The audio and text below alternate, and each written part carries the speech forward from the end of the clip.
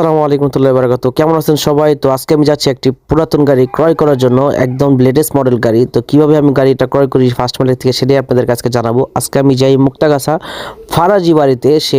এখান থেকে তার একটা ইমাম সাহেব আছে, এই যে হুজুর দেখতে পাচ্ছেন, ওনার গাড়িটা উনি বিক্রি করবে, উনি ফোন দেয় আমাকে। তো আমি যাই, ওনার 23-এর মডেল একদম ফ্রেশ কন্ডিশনের একটা গাড়ি আমি ওনার কাছ থেকে ক্রয় করি। একদম স্মার্ট কার্ড, টেক্সট টোকেন সব কিছু ওকে, ইঞ্জিন নাম্বার, চেসিস নাম্বার সব কিছু মিলায় নেই। তো উনি ওনাদের কাছ থেকে টাকা টোকা দেওয়ার পরে আমি গাড়ির কাগজপাতি সব কিছু বুঝে নিই। মূলত গাড়িটা এই চাচার, উনি ওনার মানে ছেলেকে দিয়েছেন গাড়িটা। আমরা এই গাড়িটা ক্রয় করলাম। গাড়িটা 2023-এর মডেল ছিল, 23 থেকে 25 সাল পর্যন্ত কাগজ করা। তো আঙ্কেল, আপনার টাকা আপনি বুঝা পাইছেন? আচ্ছা, নাম চেঞ্জ করে দিয়ে যাবো তো যে কোনো সময় ইনশাআল্লাহ। আচ্ছা, এমনি তো কোনো কাগজের কোনো সমস্যা নাই নাকি? ঠিক আছে ইনশাআল্লাহ। তো আমরা এই গাড়িটা ক্রয় করলাম। মূলত এই চাচা ওনার ছেলেকে গাড়িটা কিনে দিয়েছিল। ওনার ছেলে থাকে ঢাকাতে, তো গাড়িটা দরকার হয় না।